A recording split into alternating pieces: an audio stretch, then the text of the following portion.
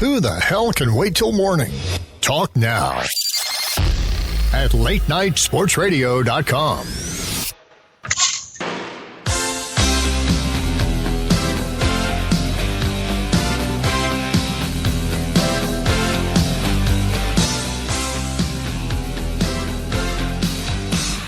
That's right. It's Back to the Future Day, so I had to do it. But thanks you for joining us.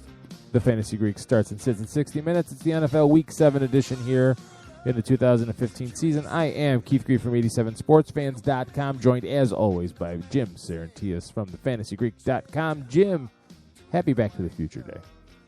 Hey, you too, Keith. And congratulations. Your New York Mets have advanced to the World Series.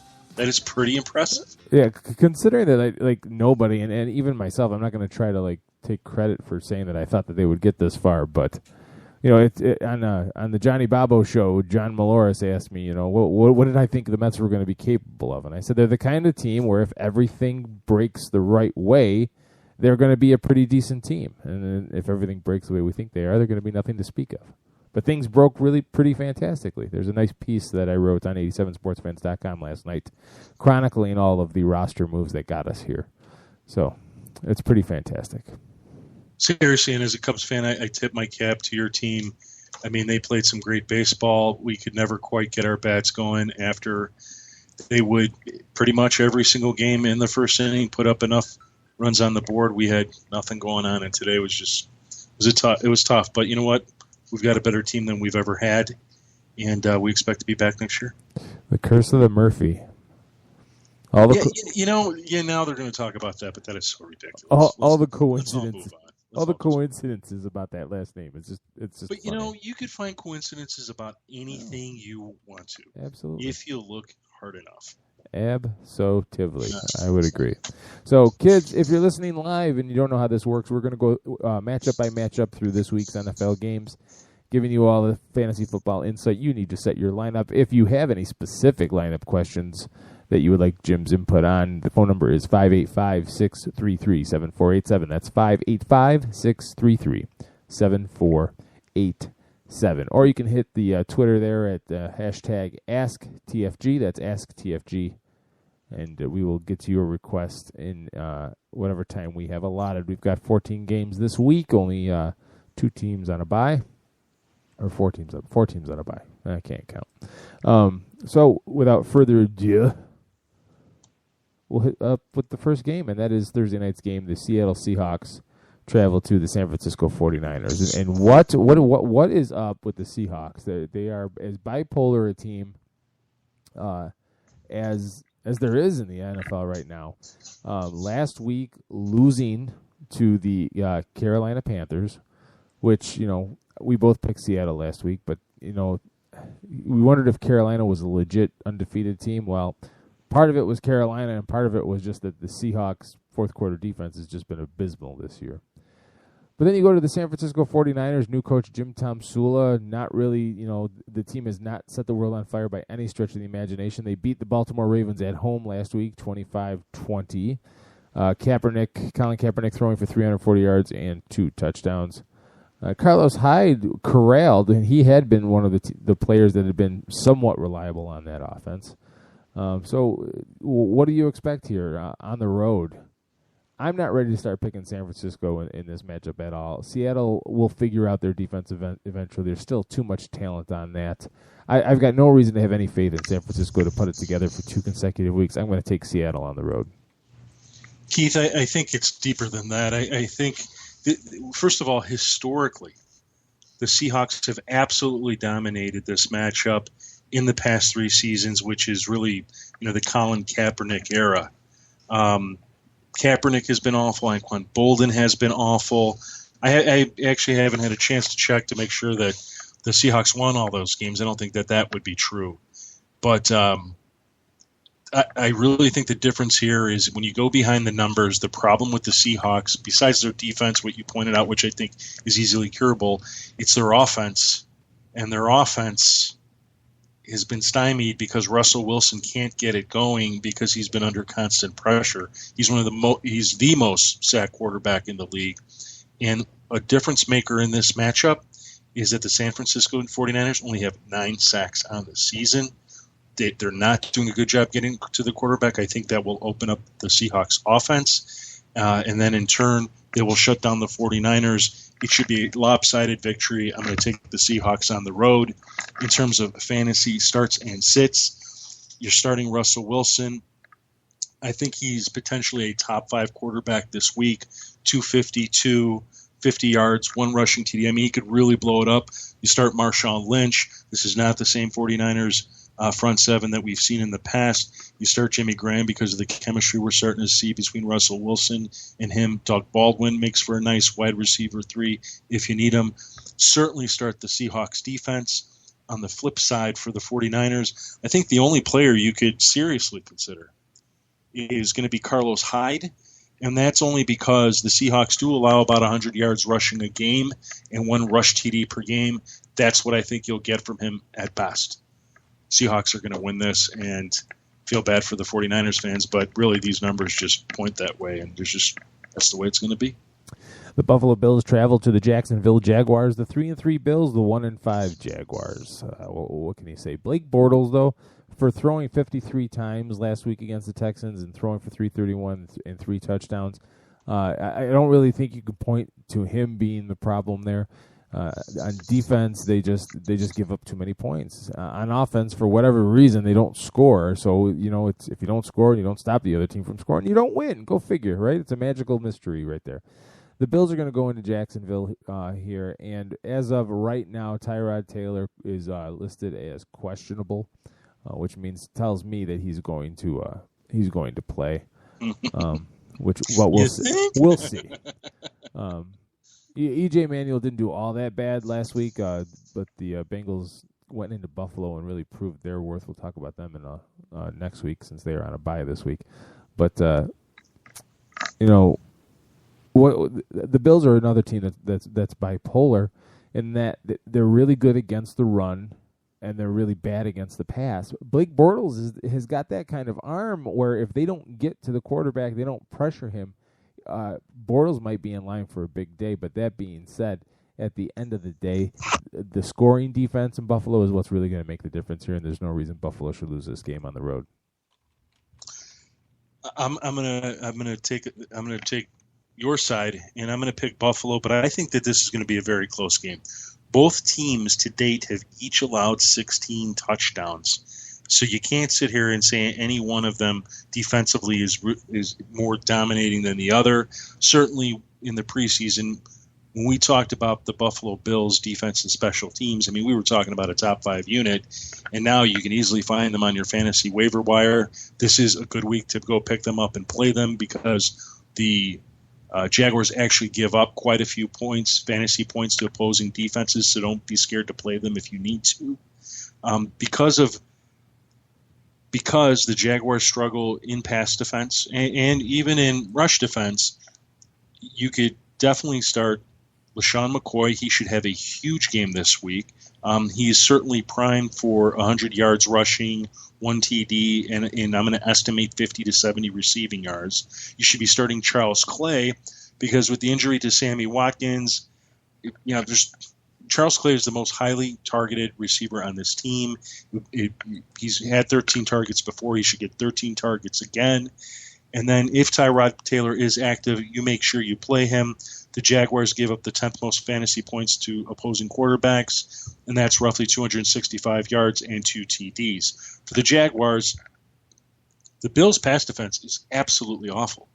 They're giving up 268 yards per game. They've given up 13 touchdowns to date, which is the 3rd most in the NFL. So Blake Bortles makes for a borderline QB1 play. If your main quarterback is on the bye, let's say Andy Dalton, go get Bortles, plug him in. Start Julius Thomas. Last week they went out of their way to get him involved in the offense. And if Allen Robinson misses this game, like many people think he will, Julius Thomas's targets will go up, as will Allen Hurns. If Robinson plays, you start him like you should. If he doesn't, and you need a player to pick up and play, go get Brian Walters, who last week had roughly 8 targets, and he actually put up a nice little stat line. So he should be able to do that again. For you TJ Yeldon owners out there, this is not necessarily the greatest matchup. First of all, TJ Yeldon looks like he's injured, so he's not going to play. And the Bills are stingy in rush defense. 90 yards rushing per game and just 3 rushing touchdowns on the season. Don't even look at Denard Robinson or Toby Gerhart, if only because, based on what we saw last week, I don't know, what did they each have, 5, maybe 6 touches, 9 touches, something. I mean, they did nothing statistically relevant in fantasy football that this week would make you say, oh, I'll play them against a top rush defense like the Bills. Just avoid them. The Londoners should enjoy another great football game and watch a Bills win. All right, the Minnesota Vikings travel to the Detroit Lions. The Vikings 3-2. The Lions finally getting on the win column, beating the Bears in overtime, 37-34, in what turned out to be an absolute shootout. Matthew Stafford found his groove, 405 yards and 4 touchdowns, albeit against the Bears secondary. They are who we thought they were.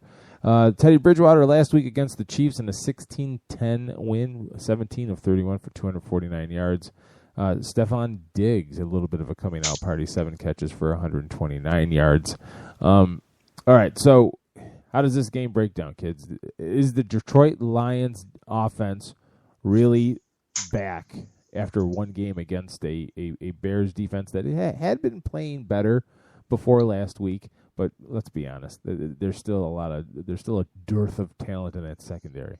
The Vikings, on the other hand, they're 14th in the league in defensive pass yards allowed per game, but they just don't give up a lot of points. But Detroit's at home, and this is a division game. I kind of think you throw all that stuff out the window. Detroit has looked god awful. And I really want to pick them. I really do, and I really think I'm going to regret this. But I think Minnesota's defense is just too good to ignore in this, regardless of what Teddy Bridgewater or Adrian Peterson do. Forget about the fact that the Lions are giving up 120 a game on the ground. They're also giving up 266 through the air. They're 29th in the league in scoring defense. I have to pick the Vikings on the road, but I got a feeling I'm going to regret it. But I feel dirty, Jim, but I'm picking Minnesota on the road. Yeah, I feel a little dirty too, but Keith, I don't think you're going to regret a thing. I agree with you. This is a Vikings team. Their defense is stout. How stout are they? They've only allowed 9 TDs all season long. That's rushing and passing combined. That is incredibly, incredibly good. Where on the other hand, the Lions, they've allowed 20. So whether it's going to be a combination of this Vikings defense sort of having to battle things out. The Lions right now don't have much in a rushing game, which is okay because the Vikings have been stout defending that. So it's going to be a battle through the air. I think the way it rounds out, at least if you have Lions players like Calvin Johnson, you go ahead and start him. If you have Golden Tate, I think he's an option. Consider him with your other players because he's been off and on. A guy I like if Eric Ebron does not play is Lance Moore. Since Eric Ebron has been injured, Lance Moore has scored a touchdown in every game and gotten some decent yardage. So if Eric Ebron misses again, I think, and you're desperate at wide receiver, take a look at Lance Moore and give it a go. Amir Abdullah owners, I feel so bad for you. We know what a talent he is, but he just can't keep himself on the field with these fumbling issues. In a game like this against a rushing offense, giving up only 111 yards rushing per game, 3 touchdowns on the season, plus he's got to deal with Theo Riddick. And if Joique Bell's back, he's got to deal with that. I would like to avoid him if I had him. For the Vikings, start AP. The Lions are giving up 120 rushing yards on the season per game, plus 2 rushing TDs per game, or almost 2 rushing TDs per game. That's pretty impressive. In terms of their pass game, Stephon Diggs, last 2 weeks, he's totaled 19 targets, which is significant. It's a lot for a wide receiver, especially a rookie. He's put up some good numbers. I like to see him put up 100 yards and a TD. I like Kyle Rudolph as sort of a low-end TE1.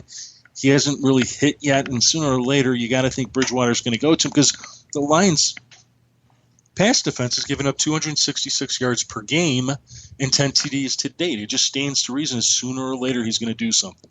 If you need a bye-week quarterback, Teddy Bridgewater is a definite option. Is he the best? I mean, he's his worst enemy. He can have a great matchup, and whether he throws 1 TD or 2 TD, it's hard to say.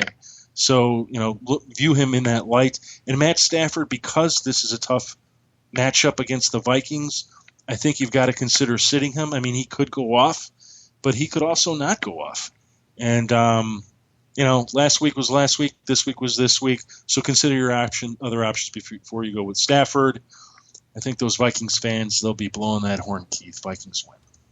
I wish I could do a good impersonation of that horn, but I won't do that to everybody. I just won't. I gotta find that. I'm gonna try and find that. Go ahead. New Orleans Saints at the Indianapolis Colts. The Saints are they're 2-4, and the Colts are now 3-3 after last week's heartbreaking loss to the New England Patriots, and that god awful fake punt. I will never understand what kind of design went into that, whether it was just purely, Curly Moe and Larry in the back in drawing up on a chalkboard and let's try this. And oh my God, it was just god awful. Last week, the Saints, Drew Brees, 30 of 39 for 312 yards. Ben Watson, 10 catches for 127 yards as they beat the Falcons at home, 31-21. Just like everyone thought, right, kids? Yeah, exactly. Oh, not even going to bring that up. Anywho, so here's how these teams match up. You got Andrew Luck back, his second week back at full strength. I highly doubt we'll see that fake punt ever used again, ever. The Saints' defense is atrocious. The Colts aren't all that better. They're just a little bit better at keeping points off the board, and they're home. I'm going to take the Colts to win this one at home. Keith, I am too. I think it stands to reason that in this particular instance, there is something to be said for home field advantage. But I will say, and also the Saints defense, I mean, they're worse, but not by much.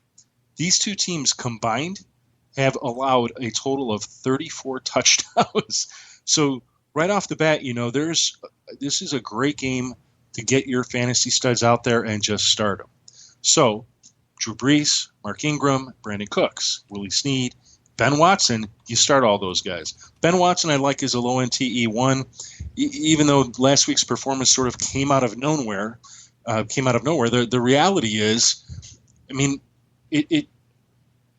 Saints head coach Sean Payton had to notice that it can work and it can help them win football games. And if it can do that, I think Watson has become a regular part of this offense, and you should go ahead and start him this week if you need the help with the buys. For the Colts, Andrew Luck, Frank Gore, T.Y. Hilton, Dante Moncrief. And if you need a tight end play, Dwayne Allen, I think, is an option. He's finally healthy. He'll be the tight end that's on the field most. He's the kind of guy, though, that's going to probably get you 20, 30 yards. And then really, if he scores, that is where you're going to get the bonus points. So he's sort of a high second tight end because of the bye weeks. But outside of that, I mean, just expect a lot of scoring, a lot of points. But the Colts should pull this one out in, I think, a pretty close game. All right. Pittsburgh Steelers at the Kansas City Chiefs. Steelers 4-2, Chiefs 1-5. Missing Jamal Charles, obviously. The offense has not looked anything close to what we're used to seeing in Kansas City. Yes, I know Alex Smith doesn't light it up, but they've been awful. 22nd in the league in points scored, and the defense hasn't really been there either. 24th in scoring defense. The Steelers, on the other hand, have been better on defense than probably anyone had thought, and they're doing it by stopping the ground game. They're 5th in defensive scoring. And a lot of the points came with Ben Roethlisberger under center, but they are still 8th in total offense. So what does that mean going forward here? We look, Ben Roethlisberger is out one more week. Michael Vick is doubtful with a hamstring. That means we're turning it over to Landry Jones at quarterback against the Chiefs. Yeah, I mean, Jones was a nice story. Last week, 8 of 12 for 160 yards and 2 touchdowns against the Cardinals. Beating the Cardinals, I mean, it just blows my mind. With Le'Veon Bell and the way that the Steelers offense likes to focus around that, I don't think they win this game. I think Kansas City actually does win this at home. I'm taking the Chiefs. Oh, wow. That's my no-brainer. That's my no-brain gut. Can't justify it. Just going on pure something. Yeah. Okay. Hey, I hate to say this, but believe it or not, the Steelers' defense is actually one of the better ones in the league, at least in terms of fantasy point production. In the past 4 weeks, due to just playing a decent defensive football, nothing fantastic over the top, they've climbed into the top 10 of fantasy defenses, and in reality, they have only allowed 11 touchdowns on the season, 1 rushing, 9 passing. That is, as I've mentioned with some of these other teams, I mean, that's really, really good. So when you take a team like that and put it against a quarterback who already is conservative, who won't take chances, they're missing their number 1 running back. I mean, this whole game would be different if Jamal Charles was there. Derek West. Did I get that right, Keith? Charkandrick West. Last week didn't do anything. I mean, here, the Chiefs were touting him as sort of the second coming as Jamal Charles. When I personally really think everybody knows Niall Davis is the better quarterback. If you give him the football, open up a hole, let him take one cut and run downhill. In terms of fantasy, Alex Smith, I think, is off the board. Even if this were a fantastic matchup, he's so inconsistent. And throw the Steelers defense in. Don't even consider him. You can consider Macklin. You can consider Kelsey in terms of yardage, because the Steelers do give up 283 yards per game, but it's just the fact that they only give up 10 passing touchdowns, which is what sort of limits upside. But in any case, you keep starting those two. Charkandrick West, I'm not a big fan of him, and I'm not a big fan because the Steelers are only giving up 93 rushing yards on the ground and one TD on the entire season. So I would consider benching him. It's definitely if you have other options for the Steelers. Big Ben's not officially out. He's going to try it again tomorrow. Personally, I don't think he makes it. I think they give him one more week off. I don't think this is a bad matchup for Jarvis Landry. And when I did my show earlier today for ESPN, the way I put it this way, if you've got chest hair, a whole lot of it, meaning you got some machismo and you got what it takes, I wouldn't hesitate starting this guy. The Chiefs are one of the worst pass defenses in the league. They give up 276 yards passing per game. That's 8th worst in the league. And 14 total TDs on the season. That's more than 2 per game. And we already saw what Jarvis Landry could do just on 8 throws. So you can consider him for the spot start if you're really desperate, especially in big leagues or in 2 quarterback leagues. Start Antonio Brown. Start Martavius Bryant. Start Le'Veon Bell. And start that Steelers defense. The Black Curtain. They're going to do it this weekend, Keith. They're going to do it. Wow. Landry. How do you like that for analysis? See my little behind the numbers, the betting on Landry Jones. I'm betting on Landry Jones. Look at you. I believe in Harvey Dent. All right, Houston Texans at Miami Dolphins. 2-4 Texans, 2-3 Dolphins. Second game under new head coach Dan Campbell. Last week, emphatically thumping the Tennessee Titans 38-10. Ryan Tannehill, 22 of 29 for 266 yards. Lamar Miller invigorated once again, 19 rushes for 113 yards and 1 touchdown. It remains to be seen whether this is like the rejuvenated Dolphins or anything like that. The Houston Texans, on the other hand, won a game on the road in Jacksonville, 31-20. Brian Hoyer looked the part, 24 of 36 for 293 yards and 3 touchdowns. DeAndre Hopkins having a monster year, 10 catches for 148 yards, 2 touchdowns. Arian Foster, 18 rushes and 53 yards in his second game back from pulling his groin. That's right. Don't dispense with the rub it out jokes. It's just not going to work. What? Rub what? Exactly. For all of their struggles this year, the Dolphins still play pretty good scoring defense. They're at home. I like the mood that Dan Campbell is creating, and the Houston Texans they're still adrift. Brian Hoyer has played well in spots, but he still was benched after one game to start the season. I don't think there's a whole lot of focus and a course charted out ahead of them that they feel comfortable with in Houston. I'm taking Miami at home. Yeah, Keith, I'm going to join you on that. And in looking behind the numbers of the Dolphins, defensively, they've only given up 11 TDs on the season. I was stunned to see that. I thought they would have given up more. So in essence, what we've seen is a good defense that wasn't getting to the quarterback. I mean, they had, I think, 1 sack in 5 games, and last week put up 6. They had a defensive score, defensive fumble recovery, they did the things that we expected them to do in the preseason, which is why we all ranked them as a top 5 fantasy defense and special teams. And we also ranked the Miami Dolphins offense to be one of the better offenses. And what did we see last week? We saw all those things come to fruition. I know it was against the Titans, and you could sit there and say, "Oh, Marcus Mariota is a rookie," but we know Marcus Mariota is actually a pretty good rookie, and we also know that the Titans' defense is one of the better defenses in the league, and yet they did all those things. I think the Dolphins continue to roll this week. You start Ryan Tannehill, you start Lamar Miller, you start Jarvis Landry. I really like Jordan Cameron this week. The Texans, they're a team that can definitely give up a good hunk of yards, let's say 80 yards and a potential score to him. And I definitely like the Dolphins' defense for the reasons that I just stated, getting to the quarterback. Now, that doesn't mean this won't be a challenge for them. The Texans are one of the better teams against defenses in terms of fantasy points allowed. But I think if you're looking for a bye-week defense and you consider all these what I'll call off-the-chart factors, they end up becoming a play. For the Texans, you got to keep rolling with Arian Foster. He's an RB1, and even if the team has a bad day, he can have a good day. DeAndre Hopkins, if he doesn't score, let him be the guy to make up the 150 out of the 238 yards that the Dolphins give up to the passing game. The Texans' defense is an option, but it's a very low-end option in my opinion because of Ryan Tannehill and Lamar Miller and all the weapons they have on offense. And if I was looking for a bye-week quarterback, I would avoid Brian Hoyer. I mean, he's had some success the last couple of games, but he's also a quarterback that can morph. Instead of throwing 2 or 3 quarterbacks, he could morph back to 1. And given how strong I think the Dolphins' defense is, I would avoid him. Dolphins win 1 at home. Dolphins. Was that your echo effect? That was that pretty good?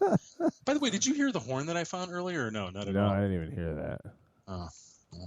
We gotta step up your sound system over there. We do.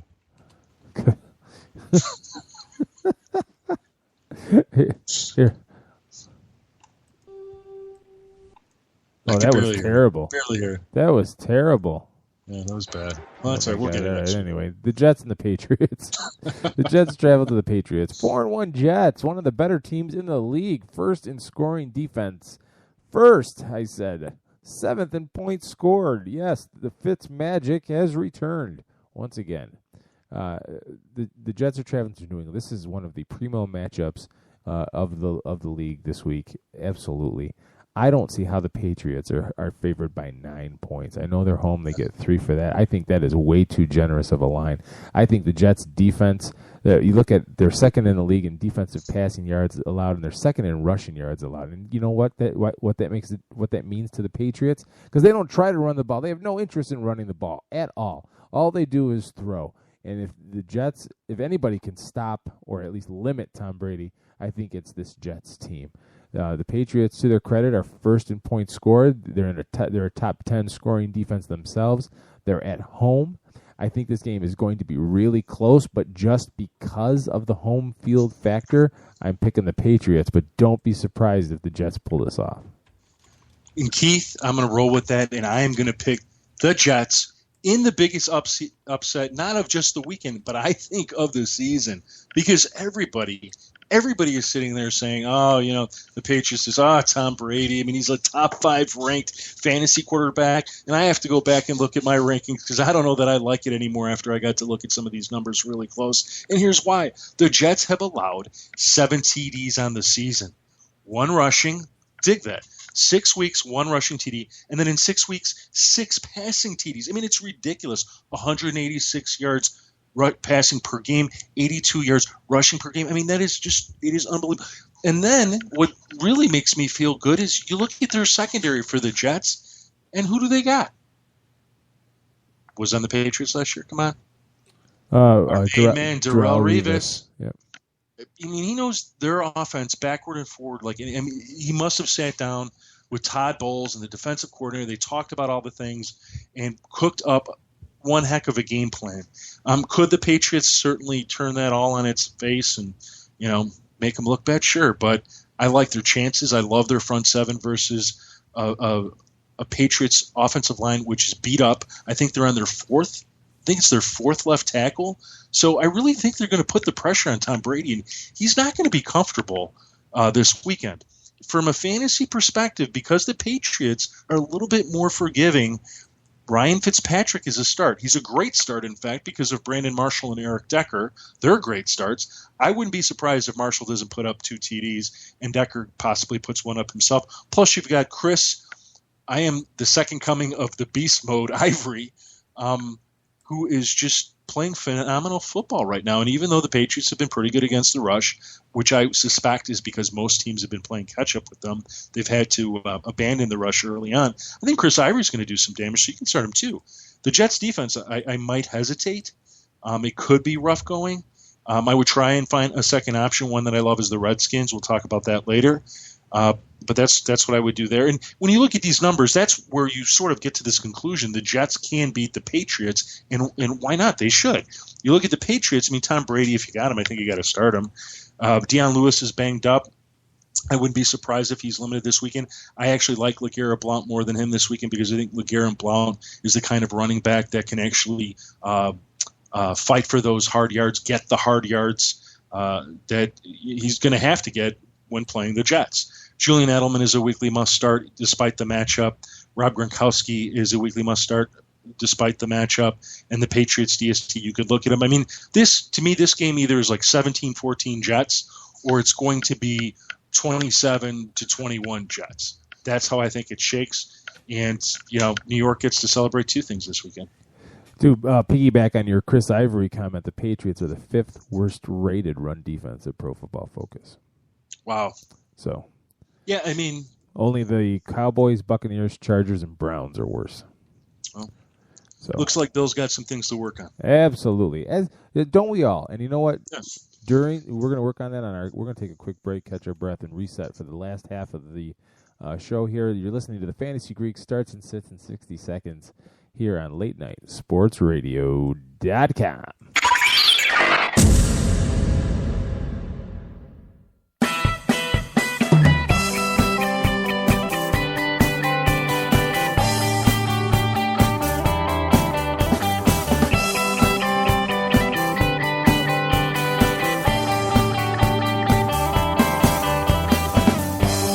Something shines in your eyes tonight.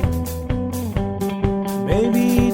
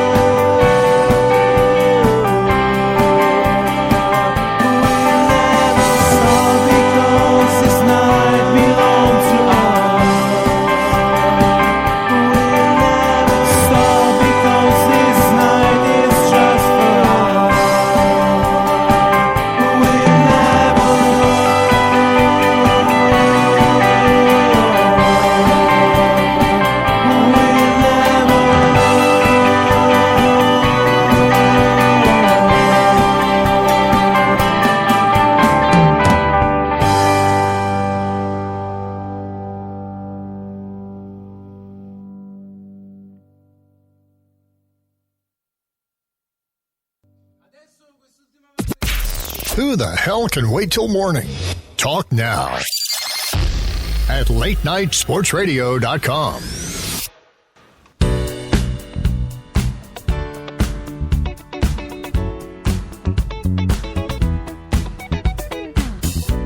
The Fantasy Greek starts and sits in 60 seconds here, the Week 7 edition. We've made it through the first half of the slate of games.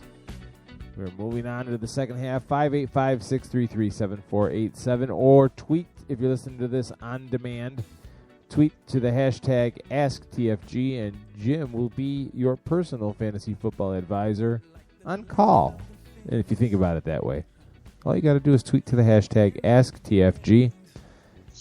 Get your took us over to thefantasygreek.com and sign up for the Skybox. Get up-to-the-minute updates, insider information. When you wake up, most of all, the set my lineup, which you get directly from me. You get direct contact with me. You send me your lineup once a week, and I'll send it right back to you and tell you who you should play. When you're having that morning cup of coffee in your bathrobe and your slippers, and you're contemplating whether to tinker with your lineup, that's when all that stuff will come in handy there. Yeah, I ask people to get it to me by Friday, but I on Saturdays I sit down and just go through every email, fire them all back. If I have to, I'll explain a little bit why. I'm doing what I'm doing. Usually it's obvious, but sometimes you got to sort of say, hey. But it's fun, and the people that do it, they tell me they really love it. So go check it out.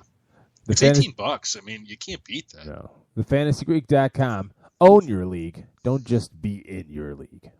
There you go. There's the tagline. All right. So Cleveland Browns at St. Louis. The Rams. 2-4 Browns, 2-3 Rams. Off the field distractions with Johnny Jam Boogie, with having an argument with his girlfriend. Who knows what the hell's going on with that?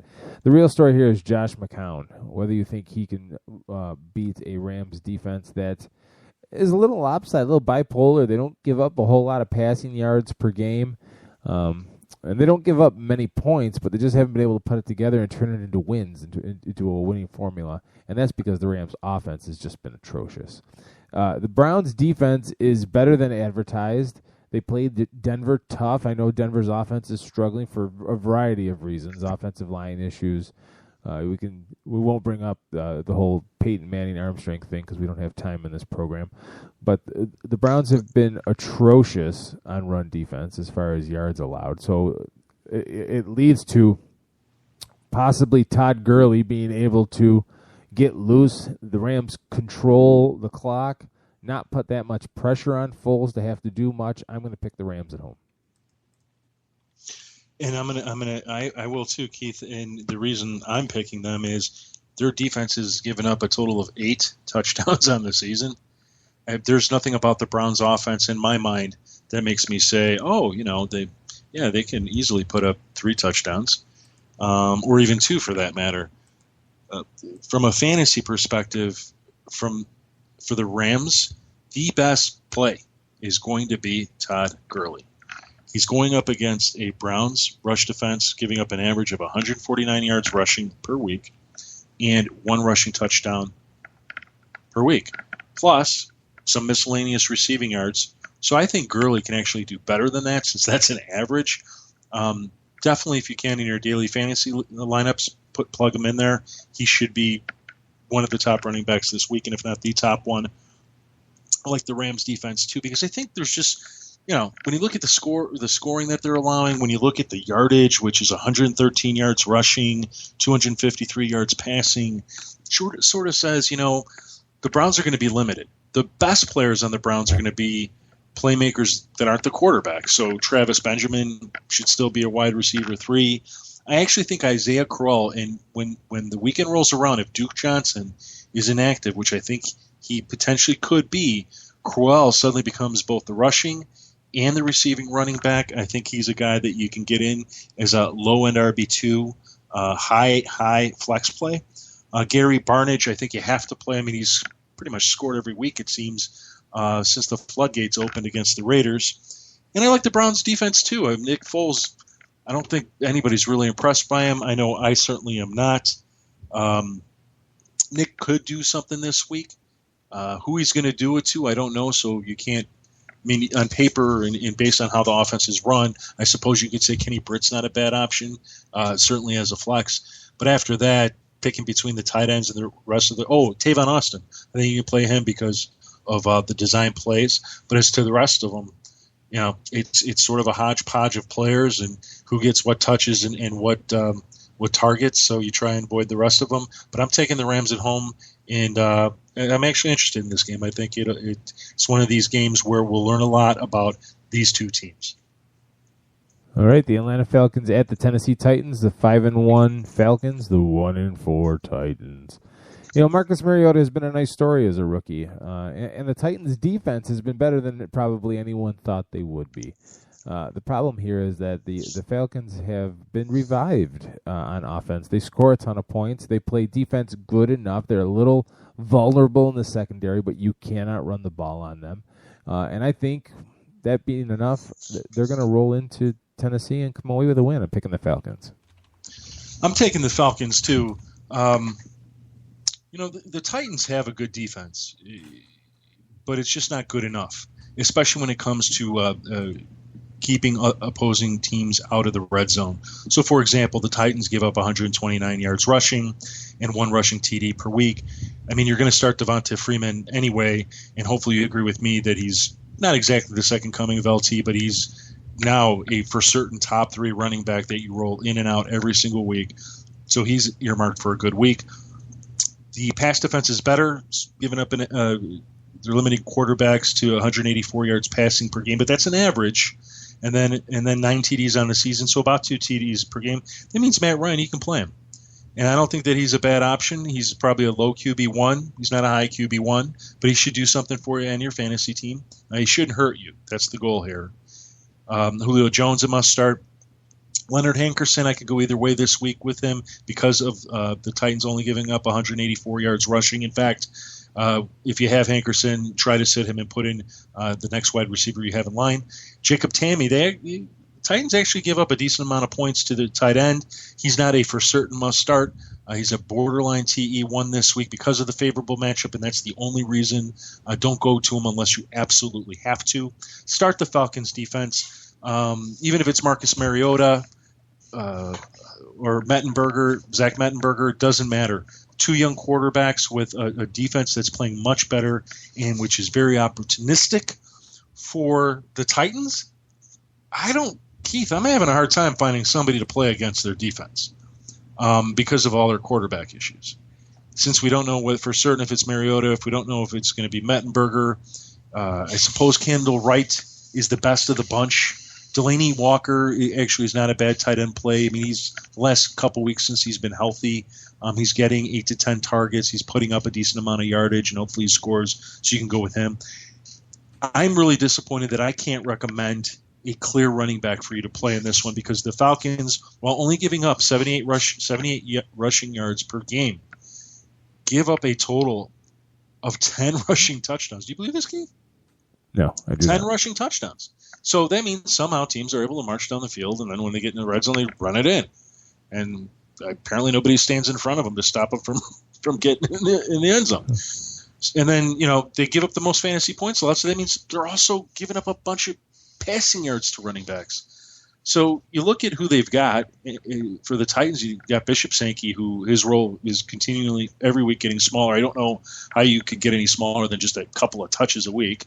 And then Antonio Andrews comes on. He seems like he might be the guy, but now his role seems to be limited or dwindling. And then Dexter McCluster, he actually doesn't seem too bad. I mean, nothing. I mean, he needs a TD for it to be statistically material. I wish I could. If I had to pick, I'd probably give a flyer to McCluster, but man, I wouldn't just play him in a 10 or 12 team league. There'd be no reason to.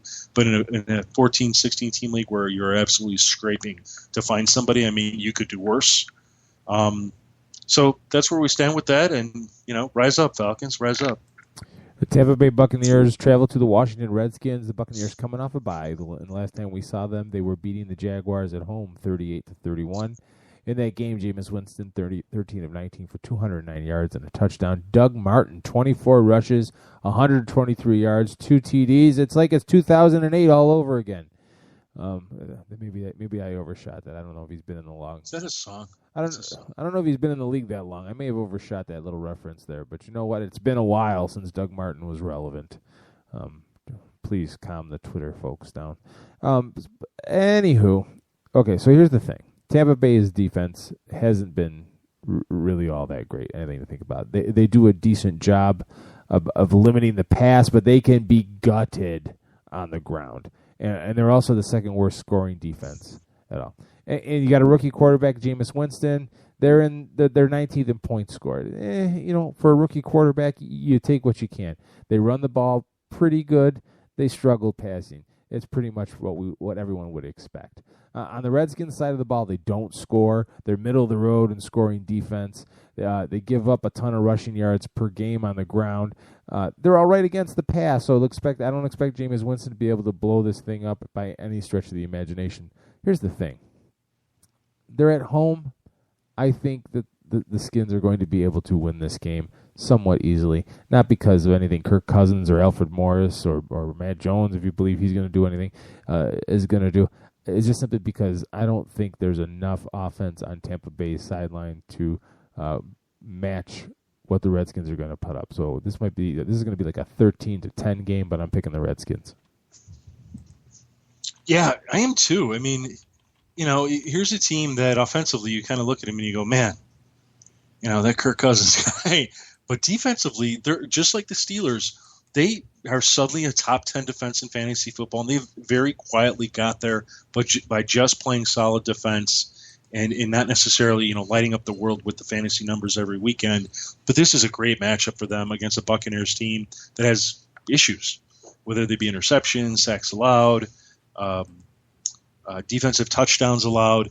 This is a game where you can start the Redskins defense with confidence, and I believe they will finish, if not number one, number two amongst all defenses this coming weekend. Besides them, Doug Martin last week, like you said, sort of, Back to the Future 2008.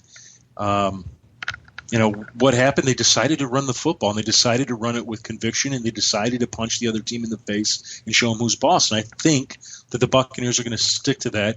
For me, Doug Martin is a high-end RB2. He's a must-start in fantasy football. Roll him out on the gridiron because the Bucs do give up 120 rush yards a game and almost 1 TD per game. Don't hesitate to start him because the Bucs are better on pass defense, only about 202 yards per game. But where they're awful is they give up 12 rushing, or they've given up 12 pass TDs to date. That's 2 guaranteed per game. So both Mike Evans and Vincent Jackson are options. While Austin Seferian-Jenkins, it sounds like he's earmarked to get back this week. That's not certain. Even if he's active, I would avoid him. Just let him get his legs back underneath him. And besides that, the Redskins seem to defend the position a little bit better than most other teams. For the Redskins, in terms of fantasy, I love Pierre Garçon. I mean, he has the potential to really blow it up.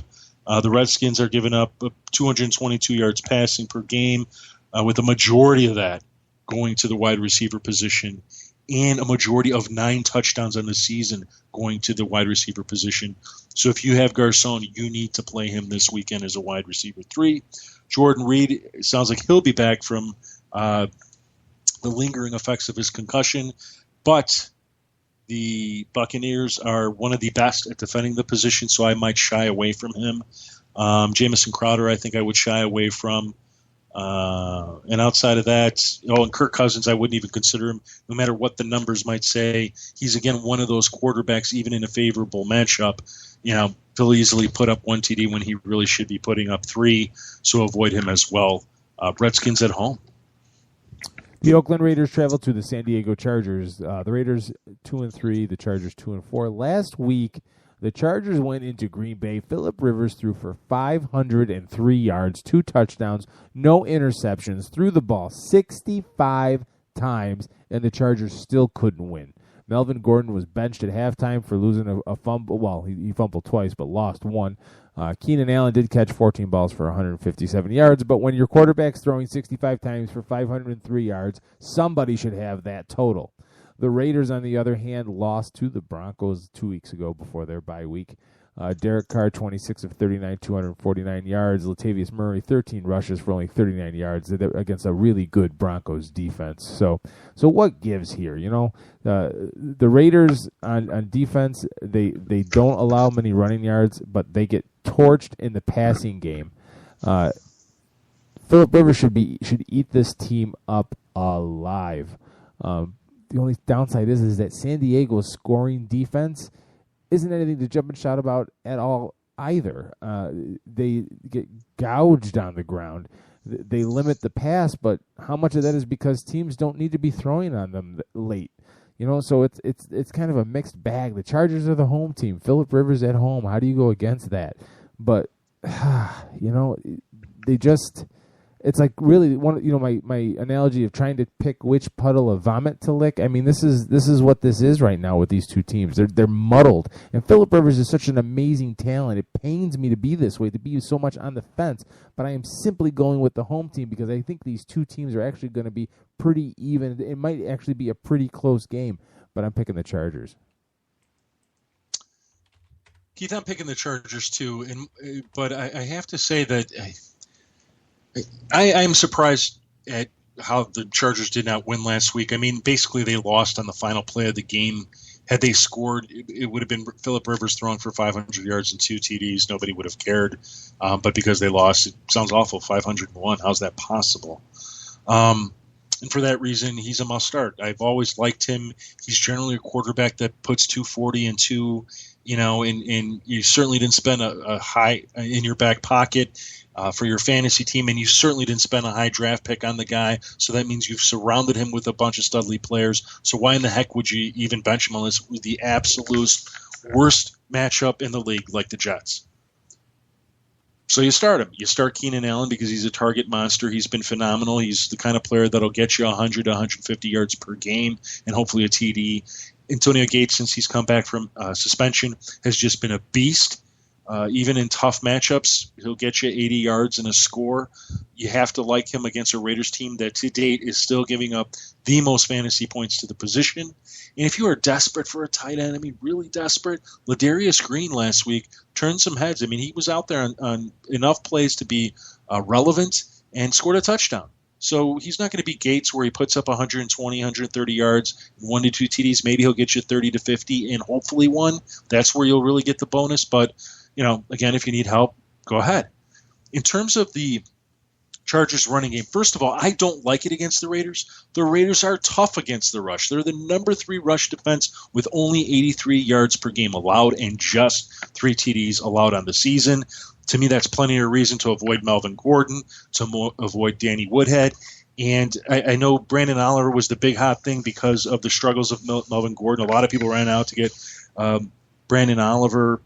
For us, at best, he was a player to monitor, see how these things play out. But the reality is, Melvin Gordon ain't going nowhere. He was a top draft pick, and he is a top running back. He's much better than his performance. Don't give up on him yet, but don't start him this weekend. I think that this is a game, even though I'm picking the Chargers at home, I think that this is an upset special in the making, and here's why. The Raiders have only allowed 11 TDs on the season to the Chargers 16. That, to me, is something that is significant. We saw how tough the Raiders were against the Broncos offense, which I know you and I can debate what we feel about Peyton Manning, but Peyton Manning is still a quarterback capable of throwing for over 300 yards and 3 TDs, very much like Philip Rivers, and they shut him down. That had nothing to do with Peyton Manning. That had a lot to do with a defense that most of us would say is underperforming that stepped up one day and played real well. When you look at their matchup last year, the first matchup was a very high-scoring game between the two teams, and the second one was not. Which one we're going to get this game, I'm not sure. But I think if you got Derek Carr, you can roll out with him. They had 2 weeks to prepare. He's another guy that can get you 250 yards and 2 TDs. Love Latavius Murray. The Chargers give up the fourth most fantasy points to the position. That's 1 guaranteed rushing touchdown per week, 132 yards rushing, and probably 50 to 70 receiving. Amari Cooper, tough matchup. It's hard to – but I wouldn't bench him. All Amari Cooper needs to do is get you 80 yards and 1 TD. So I would keep him active. Keith, I'm telling you, this could be one that will be like, oh, my God, the Raiders beat the Chargers. But for the meantime, like you, they're at home. I'm taking the Chargers. And then, we may have to start talking about Mike McCoy's job. Just saying. No, seriously. I mean, he's a guy that, things are not exactly falling right for him, and especially their running game. Yeah, agreed. The Dallas Cowboys, as a Melvin Gordon owner, I agree completely. Dallas Cowboys at the New York Giants, 2-3 Cowboys, 3-3 Giants. Last game for both teams. Well, actually, just the Cowboys are coming off a bye. They got slaughtered by the Patriots, 30-6. On Monday night, the Eagles beat the Giants. It's 27-7. Eli Manning had a god awful day. And it started out so wonderful with an opening drive touchdown to Odell Beckham Jr. And then it all went downhill from there. It was god awful. So the Cowboys still don't have Tony Romo. They're hopefully or supposedly going to get Des Bryant back. He is not listed, there he is. No, he's listed as out. I take that back. According to ProFootballReference.com.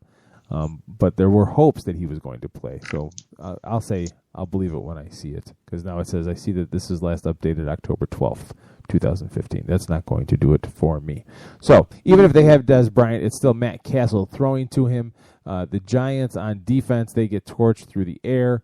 But they don't give up a whole lot of points. It's at home. I think the quarterback issue is the deciding factor here. Eli has had a better year than what he put up last week against Philadelphia. I'm taking the Giants at home. Yeah, I got to take the Giants too. But Keith, this is a game which is perfect for your expression, which puddle of vomit to lick. I mean, it's not like the Giants. The Giants, like what happened last week. They come out, they march down the field on their first possession, they score, and you think, this is going to be a high-scoring game, and then nothing happens. And, in fact, they play much worse. And they can't generate any offense. And they're embarrassed on national TV. And, then you look at the Cowboys, who are rolling out. They're one of the best defenses in the league, but with no offense to back it up. And right now, Cowboys fans are clamoring for Matt Castle. And I'm sitting there thinking to myself, what is the last significant thing that Matt Castle has done to impress anybody on a football field? And to be honest, I can't find anything. I bet you if you go back and look, his last significant game was probably around 180 yards, 1 TD, and probably 2 interceptions. That's not good. And it's not good for the Cowboys offense where you're trying to get a guy like Terrence Williams more involved. It's not good for a guy like Jason Witten, who's a go-to quality tight end who could not only move the football down the field for you with a run after the catch, but also get into the end zone. And it's not good for a running game where supposedly they're going to be rolling out Christine Michael and supposedly as the starting number one running back, I guess. I don't know. I mean, suddenly he gets in there, he's all touted, and he's facing 8 guys in the box. Not good. So that said, I'm going with the Giants. I think this is a bit a makeup game for them. If they didn't walk out so embarrassed from last week, they think the Cowboys become their punching bag. So you're going to roll out Eli Manning, Odell Beckham Jr., like Larry Donnell. Ruben Randall is banged up. Who knows even if he plays this weekend. I even like Rashad Jennings. It's sort of a low RB2, high flex play depending on what your situation is. The Cowboys do give up 95 yards and 1 rushing TD per game. And while that's not, the greatest line in the world, it's certainly not bad for a guy like Rashad Jennings. I mean, that's sort of his cup of tea. So you can go with him. For the Cowboys, I don't know how you sit Jason Witten. Matt Castle's going to need him as a safety valve. The running situation is wholly different. If I was a Joseph Randall owner or a Christine Michael owner, I would probably hesitate playing him this week. It just, it's just one of those things. And Terrence Williams, I mean, he hasn't done anything. Whether, even when Tony Romo's there, I mean, maybe he had one good game. So I would avoid him. I'm taking the Giants, and I'm also here to remind you, a lot of people dropped Tony Romo to waiver wires. If you're struggling with your quarterback, or let's say you have a decent quarterback and you can get through the next couple weeks, go pick up Tony Romo, set him on your bench because he'll be back, and he should be just as good as he was before.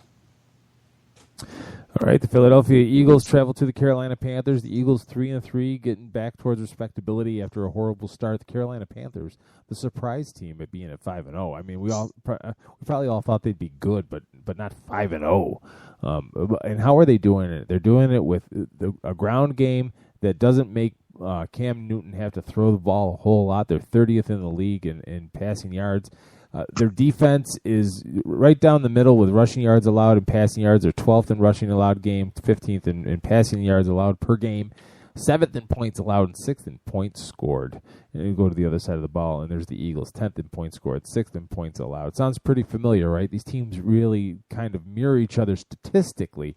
Two very different styles of play, though, offensively.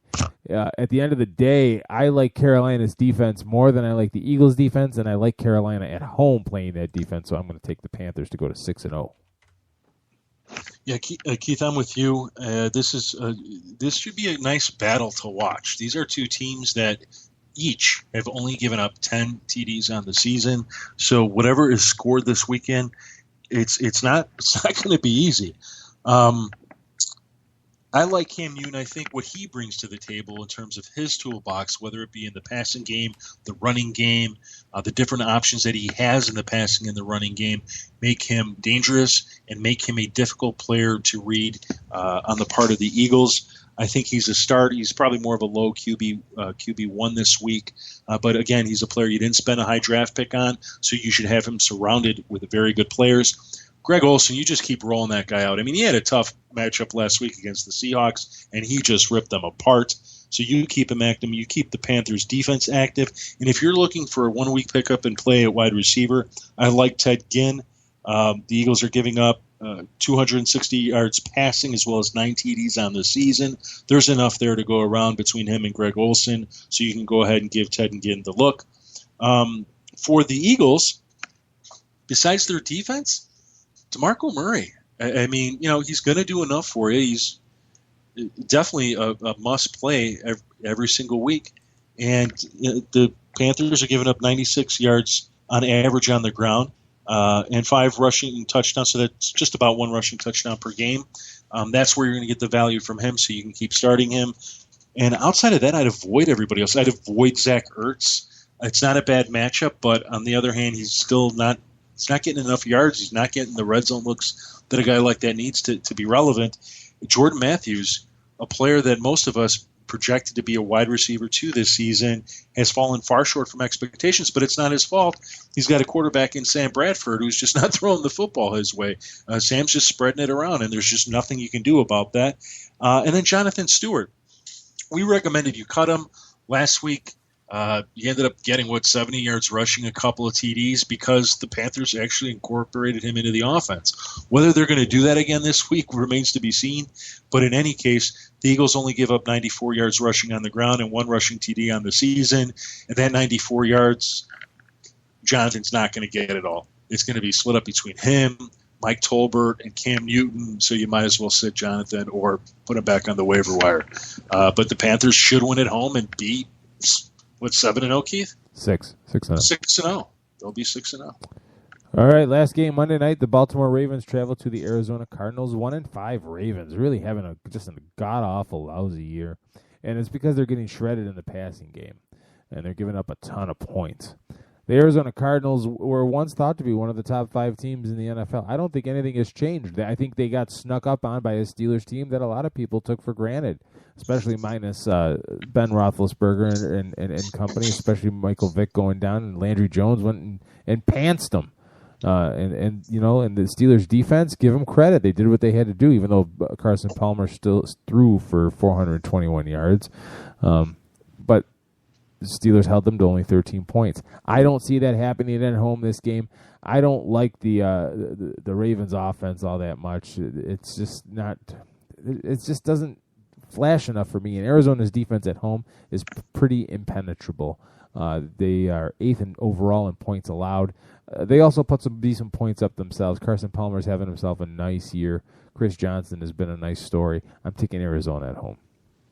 I am too, Keith. This is a game where they're going up against the Ravens defense, giving up the 6th most passing yards, 11 TDs to date. First most fantasy points to quarterbacks, second most to wide receivers. That immediately makes Carson Palmer, Larry Fitzgerald, John Brown instant starts and top starts this week. Chris Johnson might have a little bit more tough sledding. The Ravens give up 94 rushing yards on average per game and barely a touchdown per game. So if you got Chris Johnson, you can play him, but he's more of a mid-level flex play. Their defense must starts. Joe Flacco is just not generating enough offense in some instances, and I think this will be a game where that's what we'll see, because the Cardinals are only giving up an average of 224 yards per game and not even 2 TDs per game. So, you just can't trust him this week. But you can trust Steve Smith. I don't care who's on him. He's a guy that just finds a way to get open. And it doesn't matter if he's exactly open. Joe Flacco's throwing it to him anyway, so he's going to go get the football. Justin Forsett makes for a nice start this week, more of a mid-level RB2. And because there's 224 yards to fight over, Crockett Gilmore, low-end TE1. If anybody's on a bye week and you need the help and you don't have a guy like Ben Watson out there, go get Crockett, pick him up, plug him in. Cardinals win, Keith. Cardinals win. Cardinals win. Woo! All right. And there you have it, folks. We are out of time for this week. That's all of Week 7's matchups for you. If you can head over to thefantasygeek.com for all up-to-the-minute updates and status changes. For Jim Sarantias from thefantasygeek.com, I'm Keith Grieve from 87sportsfans.com. And this has been the Fantasy Greek Starts and Sits in 60 minutes. We'll be here every Wednesday night at 10 p.m. Eastern Time. Tweet your questions to AskTFG, hashtag AskTFG, and may the odds be forever in your favor. Have a great week. Turn out the lights, the party's over.